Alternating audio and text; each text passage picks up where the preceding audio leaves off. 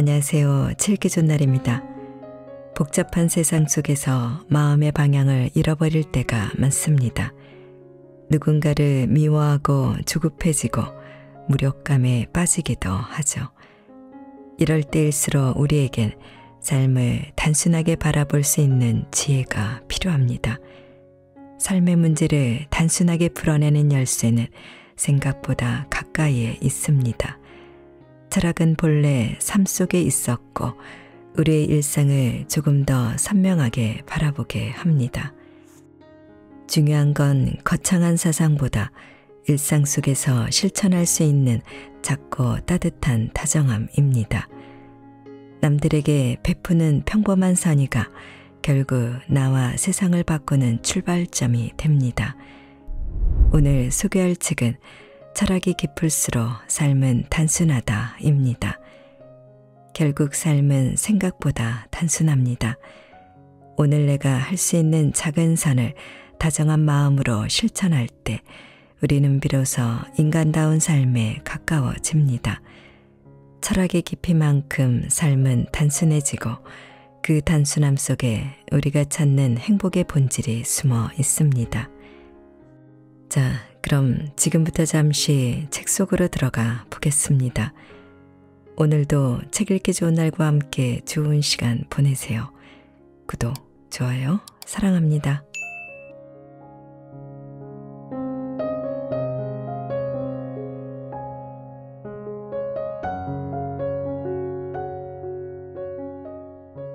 지는 애를 바라보기만 한다고 인생이 달라질까?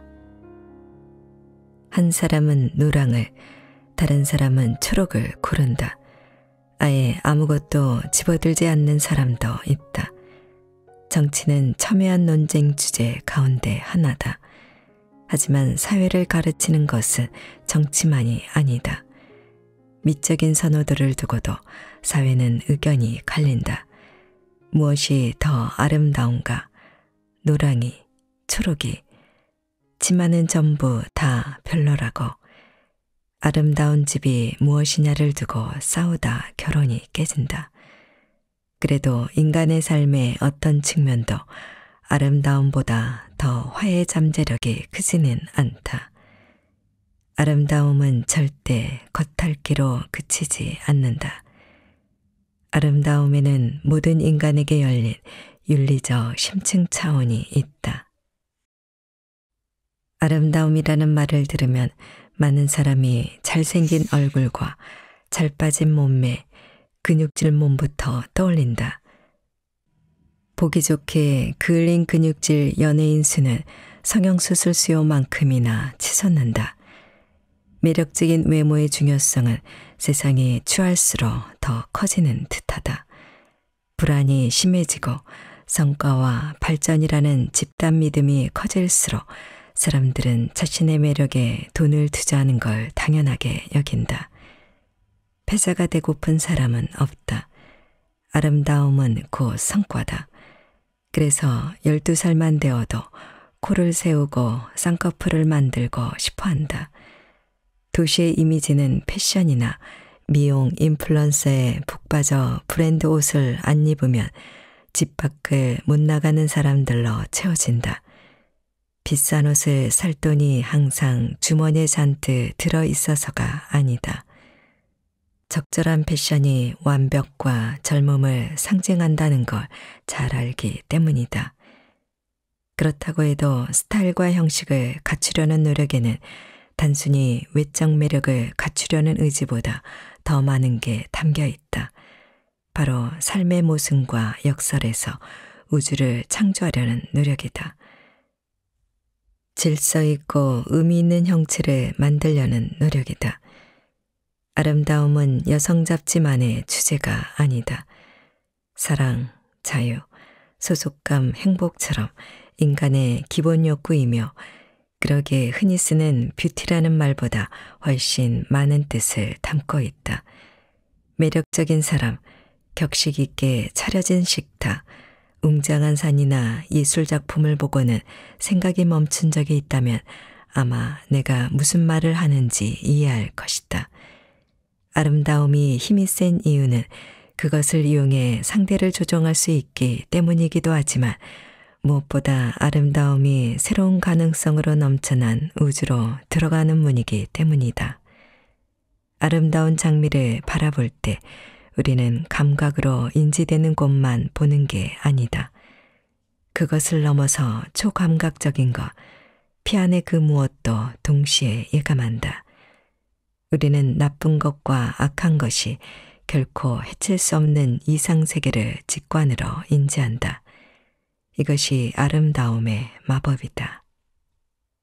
잘생기고 싶은 바람과 잘 살고 싶은 욕망은 둘이 아니다.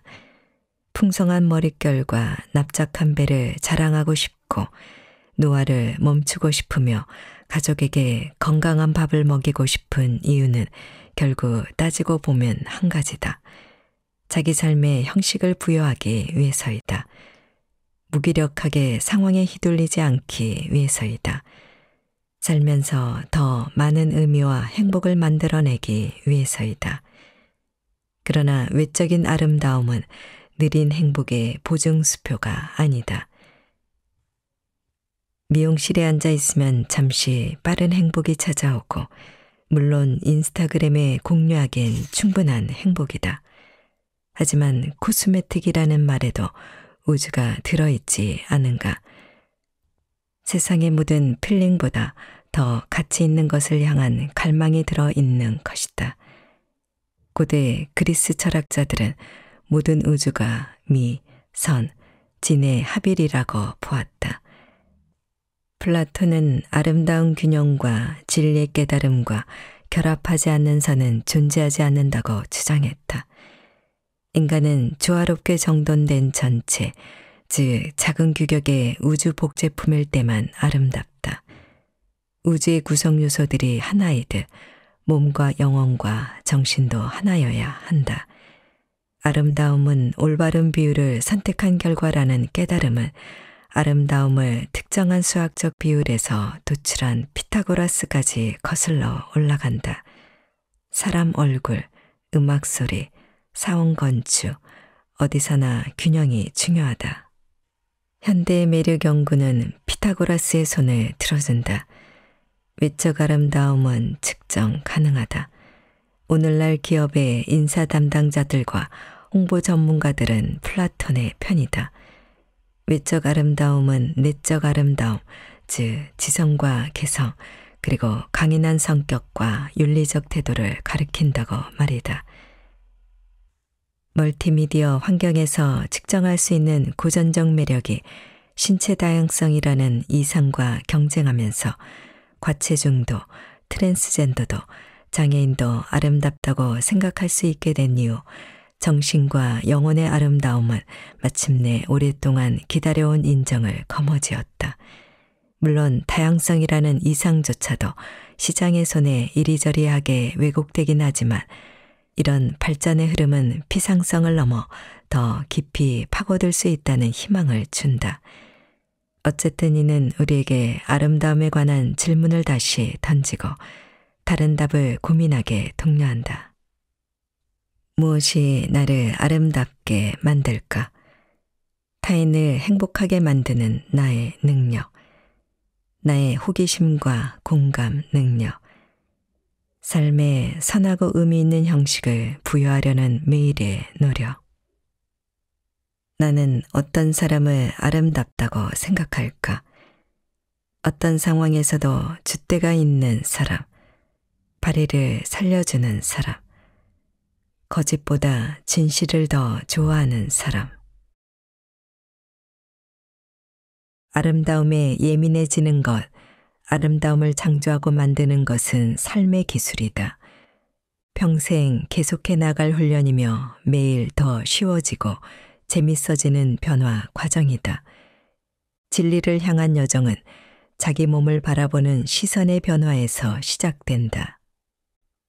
온갖 결점과 문제가 있는 그 몸, 영혼과 정신을 담은 그 몸이 당신이다. 당신은 각 부위를 단순히 합친 것 이상의 존재다. 살고 웃고 숨쉬며 세상을 멋진 아이디어와 행동으로 풍성하게 채울 수 있는 유기체다. 진정한 아름다움은 안과 밖의 교차점에 있다. 당신의 안이 밖으로 분출되는 그곳에 있다. 진정한 아름다움은 시들지 않는다. 당신이 자신에게서 그 아름다움을 끊임없이 새롭게 길어내기 때문이다. 진정 아름다워지고 싶다면 배워야 한다. 당신의 인생이 성공하느냐, 당신의 인생이 우주가 될 수 있느냐는 배우려는 열망과 만들고자 하는 의지에 달려 있다. 당신의 인생이 지금 도무지 아름답지 않다고 가정해 보자. 어깨가 망가져 고생하고 배우자와는 얼굴만 마주치면 싸우는데 집주인이 득달같이 전화해서 월세를 올려달라고 한다. 당신은 하루아침에 해결되지 않을 개인적 다중위기에 처해 있다. 위기를 극복하기 위해 다양하게 조처할 수 있겠지만 무엇을 어떻게 해야 할까? 이럴 때 당신은 아름다움을 향해 고개를 돌려서 삶의 예술가나 조각가가 될 수 있다. 자기 인생을 예술 작품으로 완성해 나가는 것이 내 보기에는 도덕적 경험의 중심이요 도덕을 향한 의지의 중심이다. 철학자 미셸 푸코는 고대 그리스식 삶의 기술을 이렇게 요약했다.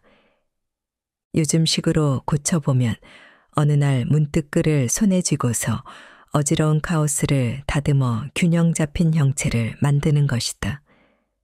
물론 지금의 비참한 상황을 바꿀 수 없을지도 모른다. 하지만 스타일은 바꿀 수 있다. 굳이 미술 교육을 받아야 하는 것은 아니다. 예를 들어 오늘 저녁 꽃다발을 사서 집에 들어가 배우자를 깜짝 놀라게 하거나 기꺼이 맛있는 저녁을 차려 기쁘게 해주는 것이다. 그것이 아름다움이다. 고통스러운 삶의 작은 부분을 창조적으로 미화하면 삶 전체가 아름다워진다. 그 작은 행동이 당신을 무기력에서 한 발짝 떼어내 느린 행복을 향해 나아가도록 밀어주기 때문이다. 당신이 올바른 길을 가고 있다는 확실한 증거는 나의 망각에 있다.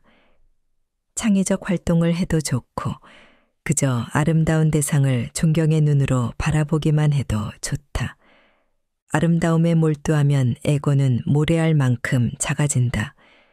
신비한 초월의 경험에 빠져든다. 예술적이고 창조적 인식만 있다면 밥을 짓고 꽃에 물을 주고 춤을 추고 사진을 찍는 평범한 행동들도 미적 경험이 될 수 있다. 독서와 명상, 그림 그리기도 마찬가지다. 이런 정적인 행동들은 예민한 감각을 갈고 닦아 매력적인 겉모습이 이면의 신비한 깊이만큼 흥미롭지 않음을 알아차리게 해준다. 진정한 아름다움에는 엄청난 화해의 잠재력이 숨어 있다. 진정한 아름다움은 당초의 마음에 안 드는 세상과 당신을 이어주는 다리를 건설한다. 연주회나 등산 같은 아름다운 공동의 경험은 사람들을 하나로 모은다. 모두가 취향이 같지는 않아도 언어와 피부색, 종교와 교육, 견해의 경계를 넘어 누구나 아름다움을 느낄 수 있다. 삶을 예술작품으로 만들고 쉬지 않고 아름다움을 익혀나간다면 아름다움을 보고 듣고 냄새 맡고 맛보고 창조해 나간다면 당신은 매일매일 아름다움의 감각을 갈고 닦을 수 있다. 자신을 위해서도 타인을 위해서도 지금 당신 삶이 아무리 추하다고 해도 정신과 영혼의 아름다움을 삶으로 불러들인다면 당신 자신은 아름다워질 것이다. 상황에 매몰되지 않고 아름다움을 칭송하려는 욕망은 차츰차츰 윤리적 태도가 되어 아무리 어려운 시간이 와도 너끈히 헤쳐나가게 할 것이다. 그리스 철학자 에픽테토스는 말한다. 허나 이것을 소홀히 한다면 아무리 수많은 예술 작품으로 너를 아름답게 꾸미려 해도 너는 어쩔 수 없이 추할 것이다. 지금도 미, 진, 선은 떨어뜨릴 수 없다. 진리의 마법은 가장 평범한 몸짓으로 펼쳐진다. 임종을 앞둔 환자의 침상에 놓인 장미는 세상에서 가장 큰 위안이 될 수 있다. 지는 해를 가만히 바라보기만 해도 인생이 달라질 수 있듯이 다정이란 서로의 불완전함을 털어놓는 일. 다정은 길모퉁이에 오줌을 갈기는 강아지, 마트로 향하는 발걸음, 남모르게 코파기만큼이나 평범하다. 하지만 평범하다, 일상적이다 라는 말에 가장 위대한 신비가 숨어 있지 않던가. 개는 왜 존재할까? 인간은 왜 존재할까? 인간이 존재한다면 왜 선한 인간만 존재하지 않는 걸까? 왜 거짓말하고 도둑질하고 때리고 쏘고 죽이는 인간도 존재하는 걸까? 선하면서도 악한 인간은 왜 존재하는 걸까? 답은 하나다. 우리는 모른다. 심리학자, 정신과 의사, 변호사, 종교학자, 생물학자 등 전문가들이 모두 정답이라며 온갖 말을 던진다 해도 이들 또한 인간이다. 좋고 나쁜 순간이 있고 그들도 우리처럼 사랑하고 미워하며 남이 안 보면 코를 파기도 한다. 우리가 아는 건 무엇인가? 우리는 지금 살아있음은 알지만 언제 죽을지는 모른다. 반드시 죽는다는 건 알지만 삶이 바로 다음 순간 어떤 계획을 품고 있는지는 모른다. 불의와 증오, 폭력과 전쟁이 왜 꼭 있어야 하는지도 이해 못한다. 당신은 나쁜 사람이 되고 싶지 않으며 그런 취급을 받고 싶지도 않고 미워하고 싶지도 미움을 받고 싶지도 않다. 사실 당신은, 아니 우리는 모두 같은 것을 바란다. 더 많은 빛, 더 많은 인류애, 더 많은 느린 행복, 더 많은 지극히 평범한 친절을 바란다. 세상은 왜 이렇게 나쁠까? 왜 인류는 오래전에 악을 없애지 못했을까? 왜 삶은 나쁜 짓을 하지 않은 사람을 벌할까? 왜 세상엔 이렇게 모순이 많을까? 누가 무엇이 이 지구를 만들었을까? 우리는 모른다. 그저 어둠이 세상의 일부라는 사실을 알 뿐이다. 역사상 어떤 강국도 지금껏 평범한 악에 맞설 효과적 대안을 찾지 못했다. 그러나 선의 평범성도 있다. 정확히 지금 시작되는 부드러운 힘이. 그것은 작은 반경에서 작동하고 1에서 2cm 넓이에서도 이미 효과를 낸다. 다정은 절대 사소하지 않다. 다정은 미소로 시작한다. 한 사람이 먼저 마음을 열고 다른 사람에게 다가가 죄송해요, 실례합니다, 감사합니다 라고 인사한다. 다정은 흔히 여성들이 하는 몸짓이라고 생각한다. 여성은 잘 웃고 감사 인사를 잘하며 생일을 잊지 않고 챙기고 은퇴한 어른에게 안부 전화를 건다. 하지만 여성만 그런 건 아니다. 다정은 재능이 아니라 인간 능력이다. 전 세계 수많은 남성도 똑같이 행동한다. 심지어 아이들도 길을 걷다. 누군가 말을 걸면 걸음을 멈추고 헤드셋을 벗는다. 절대 그냥 지나치지 않는다. 공격적이거나 무관심하지 않다. 다정은 한 사람이 다른 사람에게 아무런 대가 없이 건네는 값진 선물이다. 아량의 가장 평범하고 단순한 형태이며 쪼잔한 계산의 반대말이다. 당신이 내게 미소를 지을 때 좋아하는 나의 반응을 보고 기쁠 테지만 처음부터 그런 나의 반응을 계산한 건 아니다. 나는 당신과 전혀 다를 수 있다. 지금 엄청 슬프거나 화가 났을 수도 있다. 아니면 인지 스트리밍에 붙들려 있을 수도 있다. 안면마비 탓에 아예 웃지 못할 수도 있다. 설사 그렇다 해도 다정은 보람이 있다. 당신과 타인에게 혼자가 아니라는 확신을 주기 때문이다. 그건 절대 사소한 게 아니다. 다정은 호의를 보이는 선이다. 밤이 가면 낮이 오고 어둠이 가면 빛이 오는 건 평범한 일이다. 사람들이 서로를 쳐다보고 서로의 말을 귀 기울여 듣는 것도 평범한 일이다. 하지만 결코 당연한 일은 아니다. 인간은 너무나 달라 서로를 오해하거나 아예 이해하지 못하기 때문이다. 그 누구도 타인을 진정으로 뼛속까지 이해하기는 어렵다. 그래도 우리는 서로를 만나고 잠시나마 관계를 맺는다. 상대가 정신적으로 불안정하거나 심지어 위험한 사람이라고 해도 말이다. 이렇듯 나와 전혀 다른 사람들과 관계를 맺는 데는 미국의 철학자 도널드 데이비슨이 주장한 호의의 원칙이 적합하다. 듣는 사람이 반사적으로 상대의 말을 비합리적이고 한심하고 이데올로기적이라고 낙인 찍어서는 안 된다. 상대 입장을 최소한 이해해 보도록 상대에게 최대의 합리성이 있다고 가정한다. 예를 들면 이렇다.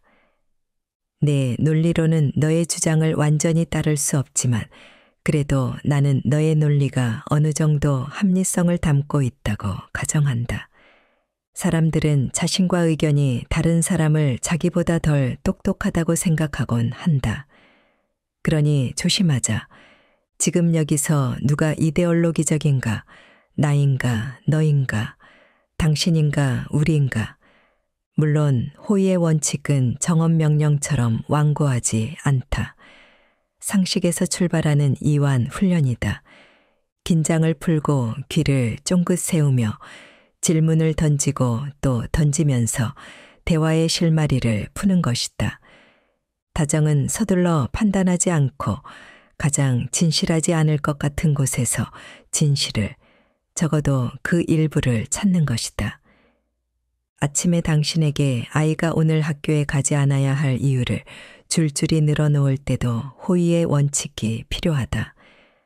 다정은 합리적이건 비합리적이건 멍청하건 똑똑하건 선하건 악하건 끊임없이 서로에게로 향하는 세상을 가정하는 일이다. 다정은 억지 친절이 아니다. 다정은 입꼬리를 올리며 적당히 관심 있는 척하는 게 아니다. 단골 술집의 친절한 직원이 당신의 팁을 노리고 웃는다면 그건 진정한 친절이 아니다. 진짜 친절한 직원은 호들갑스럽게 맞이하지 않더라도 당신 이름을 기억하고 당신 테이블에 무엇이 부족한지 늘 살핀다. 억지 웃음 대신 잔잔한 미소로 복잡한 인생에 대한 깨달음을 전한다. 우리 모두의 어깨엔 짐이 가득 얹혀 있고 상대의 겉모습 속에 무엇이 숨어 있는지 알 수 없다. 그러기에 이런 직원들은 손님에게 행복과 소속감을 선사한다. 동료도 지인도 자식도 친구도 마찬가지다. 억지로 친절했던 친구는 당신이 힘들 때 연락을 끊는다. 진정으로 다정한 친구는 당신 인생길이 다른 방향으로 접어들었을 때도 변함없이 다가온다. 가끔이지만 늘 새롭게 다시 보고 다시 듣고 다시 이해하자는 새로운 초대장을 손에 들고서 다정은 완벽하지 않다. 성공의 목매는 우리 사회에서 완벽은 방패다. 실패와 불안과 절망을 막아줄 갑옷이다. 완벽하지 못하면 약하다. 다정은 상대에게 자신의 결점과 실수를 털어놓는 일이다. 이번에도 하지 못했어. 알고도 아무 말 못했어. 용기가 안 났어. 왜냐고? 우리는 자동차나 바비 인형이 아니라 인간이기 때문이다. 다정은 딴 사람인 척하지 않는다. 자신과 타인에게 신뢰하고 용서하고 내려놓을 기회를 선사한다. 다정함이 흘러넘치면 가쁘던 숨이 가라앉고 통제할 수 있으리라는 강박감은 쓸모없다. 다정은 인간성의 길로 접어드는 통행증이다. 다정하고도 불완전한 환경에서는 패배와 고통과 당황을 허용할 수 있다. 그러고도 나중에 후회하지 않을 수 있다. 호감은 완벽함에서 나오지 않는다.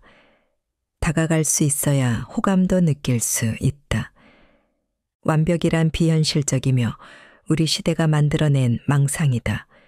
완벽한 사람은 매일 성공하고 강하며 긍정적이라는 망상 말이다. 다정은 거짓말을 하지 않는다. 다정은 신뢰를 퍼뜨린다. 방패가 아니라 피난처이다. 여전히 너무도 거슬리는 모든 환경에서 언제든 들어가 쉴 수 있는 이동식 주택이다.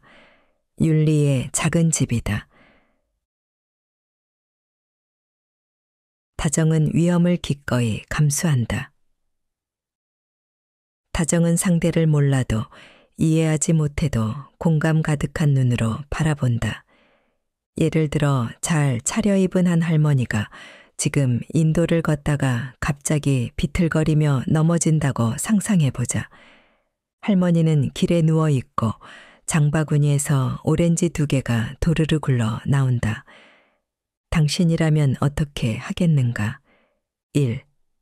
어디 다친 데는 없으세요? 라고 물으며 할머니가 일어설 수 있게 부축한다. 2. 그냥 지나간다. 당신 말고도 도와줄 사람은 많고 당신은 지금 시간이 없다. 3. 그냥 지나간다. 할머니 차림새를 보아하니 괜히 도와준다고 부축하면 자존심이 상하실 것 같다. 다정은 언제 적절하고 언제 그렇지 않을까? 이 질문 자체가 틀렸다. 우리는 언제나 잘못 생각할 수 있다. 그러니 이렇게 물어야 옳다. 나는 지금 어떻게 나의 편견을 떨쳐낼 수 있을까? 평소 당신이 싹 수 없다고 생각했던 남자가 어려움에 부닥친 당신을 적극적으로 도와준다. 반면 마음씨가 곱다고 여겼던 여자가 알고 보니 천하의 사기꾼이었다. 지금도 당신은 그 할머니가 옆에서 도와주기를 바라는지 알 수 없다. 어쨌든 그녀에게 필요한 것, 우리 모두 필요로 하고 원하는 건 다정한 공감이다. 그녀의, 나의, 당신의 성격이나 사회적 신분이 어떻든 그건 상관없다. 물론 공감이 무조건적이어야 한다는 뜻은 아니다. 하지만 공감은 한계가 없어야 한다. 모든 좋은 순간이 유일하며 값지다는 사실을 고려할 때 윤리적 한계를 완전히 허무는 일이야말로 최선일 터이다. 삶의 궁극적 한계는 죽음이다. 무한한 다정이 죽음을 막을 순 없다. 하지만 상황에 무관하고 자발적이며 늘 새롭게 서로를 향해 관계를 맺는 이 무한한 다정은 궁극적 한계에 대한 우리의 두려움을 분명 줄여줄 터이다. 삶도 벅찬데 왜 죽음의 의미까지 캐물어야 할까? 내일이라도 당신은 로또에 당첨될 수 있고 한눈에 사랑에 빠질 수도 있다. 혹은 트럭에 치일 수도 있다. 거의 모든 일이 가능하다. 삶은 긴장과 스릴의 연속이며 극도로 불확실하기 때문이다. 확실한 것은 단 하나, 당신도 죽는다는 사실이다. 모든 인간은 죽는다.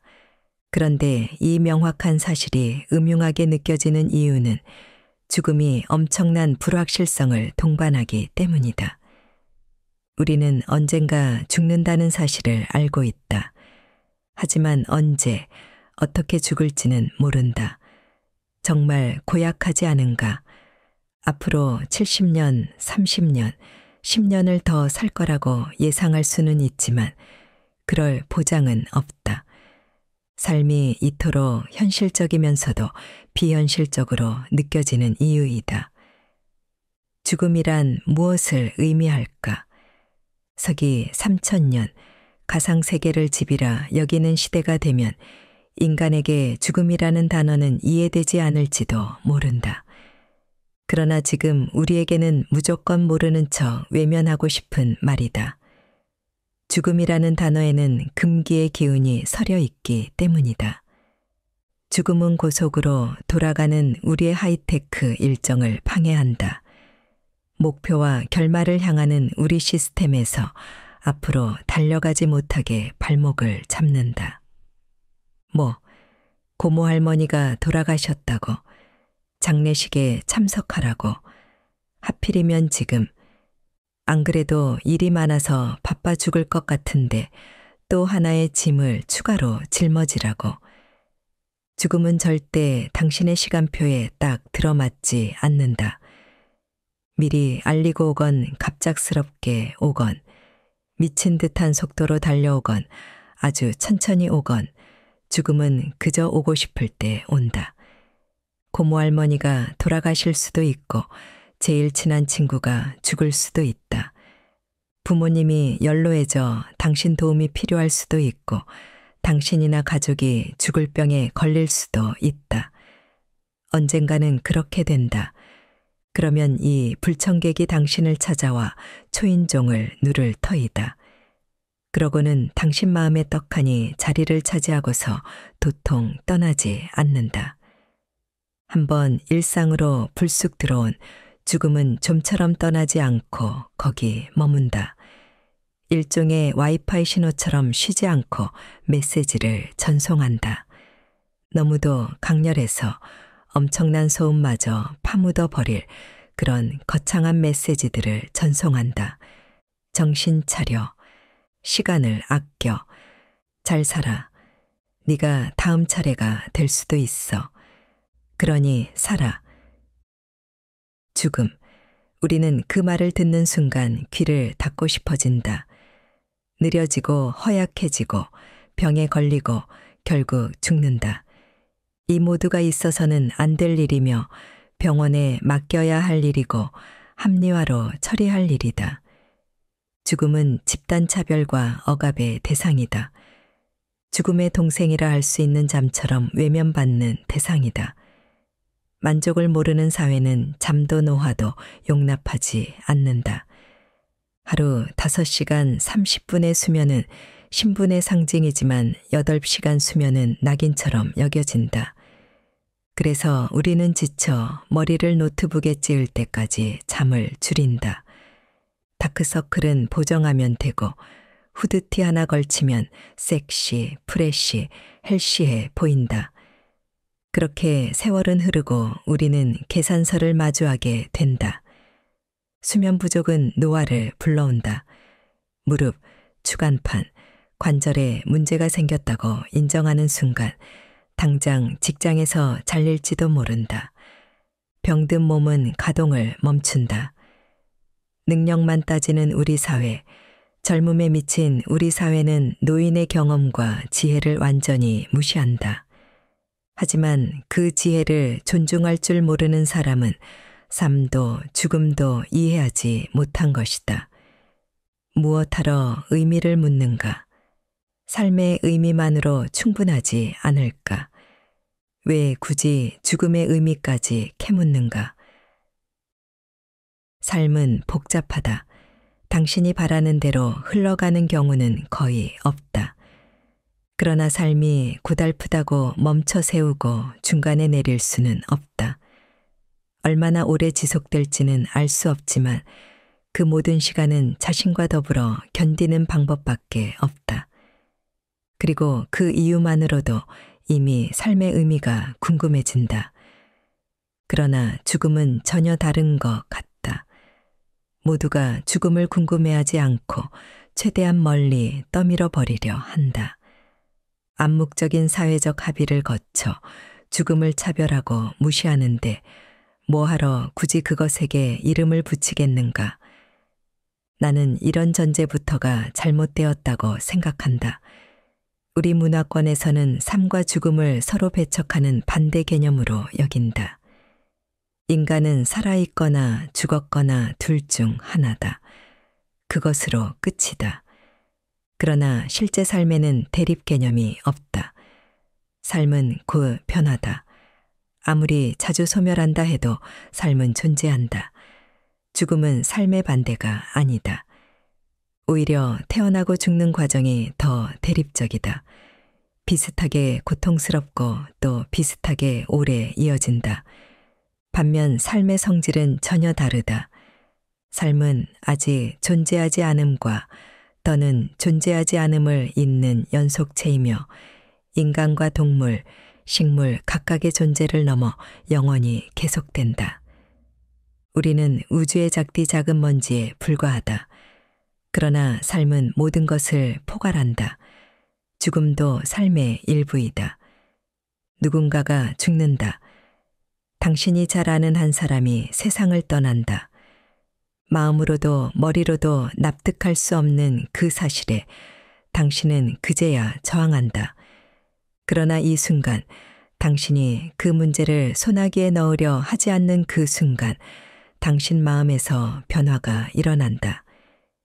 지금까지의 기대와 습관과 확신을 놓아버릴 각오를 하자마자 당신은 다른 눈으로 죽음을 바라볼 수 있게 된다.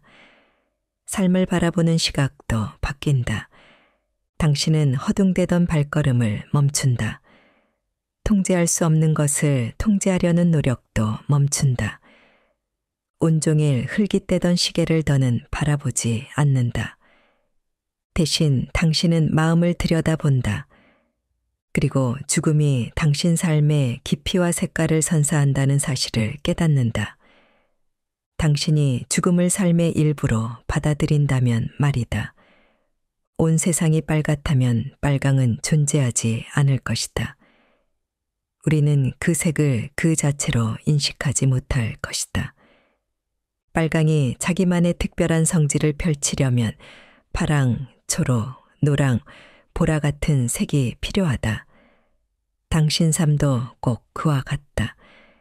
당신이 불멸이라면 어떻게 당신 존재가 특별하다고 여기겠는가?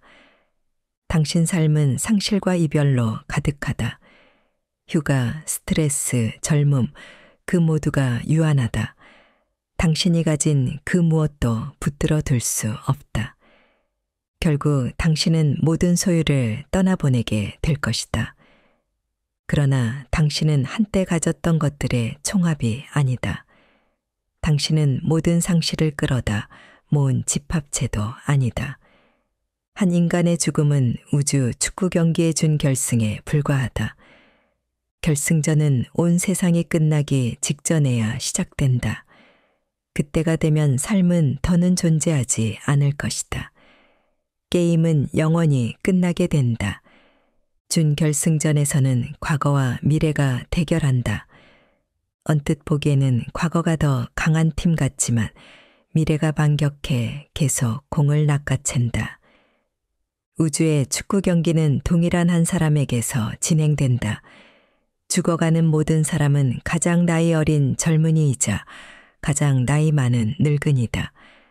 가장 나이가 많은 이유는 실제 나이와 관계없이 그에게는 이제 남은 미래가 거의 없기 때문이다. 가장 젊은 이유는 그에게는 만사가 시작점에 서 있기 때문이다. 이제 저승에서 그의 새 삶이 시작될까? 어쩌면 그렇고 어쩌면 아닐지도 모른다. 전혀 알 수 없는 것, 어두운 것, 너무도 많은 절망과 분노와 슬픔을 불러일으키지만 삶을 가장 환하게 빛나게 만들 힘도 있는 것, 그것이 죽음이다. 지구가 끝나지 않는 동안에는 또 생명체가 태어나고 죽는 동안에는 우주축구 경기의 준결승은 계속될 것이다. 내가 살았나? 끌려 살았나? 내 삶에는 어떤 의미가 있었을까? 후손을 위해 나는 무엇을 했을까? 결국 진짜 중요한 것은 무엇일까? 무엇이 진정으로 중요한가? 살아있는 우리는 의미 있는 삶을, 적어도 의미 있게 살기 위한 노력을 절대 멈춰서는 안 된다. 또한 삶의 의미가 있고 그 의미가 선이라면 잘 사는 삶이 느린 행복이라면 죽음이 삶의 반대가 아니라 삶과 내적으로 연결되어 있다면 죽음에도 의미가 있어야 한다. 죽어가는 사람이 있는 그곳, 살아있는 관중에 둘러싸여 과거와 미래가 대결하는 준 결승전에서는 모든 질문에 대한 답이 손에 잡힐 듯 가까워 보인다. 그 대답은 바로 사랑이다. 모두가 언젠가는 죽는다는 사실을 마주하며 같은 인간을 향해 느끼는 인간의 사랑이 아니라면 과연 죽음의 의미는 어디에 있단 말인가? 호주의 호스피스 간호사인 브로니 웨어는 내가 원하는 삶을 살았더라면에서 그렇게 묻는다. 당신의 삶은 나의 삶처럼 너무도 더덥다. 앞으로 닥쳐올 우리의 죽음은 명확한 사실이다. 외면하거나 부정해봤자 아무 소득이 없다. 진실에서 도망쳐봤자 마음은 갈피를 잡지 못하고 계속해서 기분 전환할 거리를 찾아다닐 것이며 영원히 젊어야 한다는 그릇된 생각에서 헤어나지 못할 것이다. 노인이 다가올 죽음을 외면하면 삶의 방향을 잃게 된다. 노인을 비웃고 멸시하는 젊은이는 세상사를 모르는 철부지다. 나이를 불문하고 우리는 모두 죽음을 받아들여야 한다. 더불어 이 세상에는 내가 어찌할 수 없는 것, 내가 속수무책인 것이 있다는 사실도 받아들여야 한다. 나중에 하겠다고 미루지 말고 지금 당장 그렇게 해야 한다. 죽음이 초인종을 누를 때 우리는 준비되어 있어야 한다. 삶이 우리 모두에게 내준 가장 중요한 숙제다. 그 숙제를 열심히 하면 반드시 보람이 있다. 더덥고 유한한 삶을 받아들이면 우리가 없어도 삶은 계속될 것이며 그러기에 우리는 후손에게 책임감을 느껴야 한다는 사실도 깨달을 것이다. 사랑은 우리가 남길 가장 중요한 유산이다. 과거와 미래, 이전과 이후, 젊음과 늙음을 이어주는 가장 튼튼한 끈이다. 사랑이 우리 모두에게 호흡처럼 자연스러워진다면 우리도 언젠가 의미 찾기의 결승전에 진출할 수 있을 것이다. 삶은 존재한다. 그리고 삶은 현재다. 젊은이에게도 중년에게도 노인에게도 그러하다. 모두의 시선이 서로 맞닿는 지점, 뒤를 보는 시선과 앞을 향한 시선이 서로 맞닿는 지점이 현재다. 뒷마당의 나무가 어떤 이에게는 기나긴 추억의 이야기를 들려주지만 또 어떤 이에게는 자전거를 세워두거나 친구를 만나기에 완벽한 장소일 수 있다. 그 모든 시선이 한데로 모일 때 비로소 활기찬 현재가 탄생하고 모든 과거와 미래의 가능성이 통합된다. 노인을 향한 청년의 사랑은 아직 이해하지 못하고 납득하지 못한 것을 향한 존경에서 나온다. 청년을 향한 노인의 사랑은 바꿀 수 없는 것을 받아들이겠다는 의지이자 미래를 향한 욕망을 입증한다. 그들 다음에 올 삶, 자신이 떠난 후에도 계속될 삶을 향하여 자기 앞에 생이 끝나갈 때 남아있는 것들. 인간은 쉬지 않고 변하는 존재다. 몸도 마음도 정신도 늘 변한다. 하지만 그 깨달음 하나만으로는 자신의 유한성을 쉽사리 받아들일 수 없다. 그것이 선행의 동기가 되지도 않는다. 그러나 사랑하는 사람을 잃었다면 아마 당신은 이미 죽음의 의미를 깨달았을 것이다. 물론 아직도 죽음의 의미를 제대로 깨닫지 못했을 수도 있다. 혹은 너무 힘들고 지쳐서 더는 사랑할 힘조차 남아있지 않을 수도 있다. 그래도 당신은 책임감 있는 인간이기에 아마 사랑할 힘이 다시 깨어나리라는 믿음을 절대 버리지 않을 것이다. 책임이란 사랑과 아주 밀접한 관계가 있으니 말이다. 책임은 사랑의 중요한 부분이다.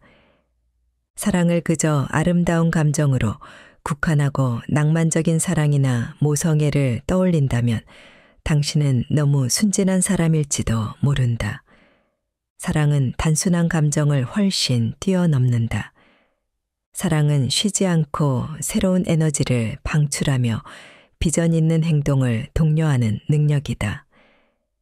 이 지구가 앞으로 얼마나 더 존재할지는 누구도 확실히 말할 수 없다. 하지만 우리가 떠나도 인류는 계속 살아남으리라는 희망만으로도 아직 태어나지 않은 후손을 떠올리며 근시안적이고 이기적인 결정을 내리지 않고 빠듯한 시간을 봉사활동에 할애할 윤리적 이유는 충분하다. 마음은 아직 30인데 내년이면 벌써 퇴직이다. 하루아침에 중요하지 않은 사람, 쓸모없는 인간이 되어 커다란 집에 온종일 혼자 있을 생각을 하니 벌써 머리가 지끈거린다. 당신만 그런 게 아니다. 마음은 아직 청춘이건만 아침마다 거울에 비치는 얼굴에는 주름이 가득하다. 나이가 들면 우리는 대부분 얼굴과 마음의 불일치에 상심하고 괴로워진다. 당신에게는 굴욕적으로 느껴질지 몰라도 연금책에는 그런 우리 기분을 전혀 고려하지 않는다. 당신이 실제로 얼마나 능력 있고 창의적이고 혁신적인 사람인지 아무런 관심이 없다. 다행히 당신의 능력에 아직 관심을 보이는 사람은 충분하다. 누군가에게 필요한 사람이 되고 싶은가? 밖에는 싼 집을 구하러 다니는 대학생들이 넘쳐난다. 그들에게 당신 집에 남는 방을 적당한 가격에 세놓는 건 어떨까? 완벽한 위닝 게임이 될 것이다. 학생들은 공부에 집중할 수 있고 당신은 텅 빈 집에서 외롭게 지내지 않아도 된다. 당신 집에는 생명과 사랑이 넘쳐 날 것이다. 당신은 미래 세대와 책임감 있는 대화를 나눌 수 있고 자신의 전문 지식을 공짜로 나누거나 다른 봉사활동으로 이어지는 연결고리를 찾을 수도 있을 것이다. 당신은 19살 청춘이지만 죽음이 너무 두렵다. 머지않아 세상은 전염병과 홍수, 태풍 같은 재난들과 맞서 싸워야 할지도 모른다. 수많은 연구 결과가 보여주듯 당신의 공포는 전혀 근거 없는 게 아니다. 그래도 아직 거기까지는 이르지 않았다. 중요한 것은 기후재앙이 언제 닥칠지가 아니라 지금 당신이 어떻게 살아가고 있느냐이다. 죽음의 공포를 이기고 싶다면 사랑하라. 배우자나 친구, 가족만이 아니다. 당신보다 훨씬 일찍 세상을 떠날 이들에게도 사랑과 책임감을 전하자. 양로원 봉사활동에 참여해 보자. 그곳의 할머니, 할아버지와 함께 산책도 하고 노래도 불러보자. 그들이 들려주는 오래전 이야기에 귀 기울여 보자. 당신이 먼저 시간과 관심을 선사하자. 인간에 대한 사랑, 그것이 죽음의 공포를 크게 줄여줄 테니까 말이다. 참을 수 없는 존재의 가벼움을 위하여.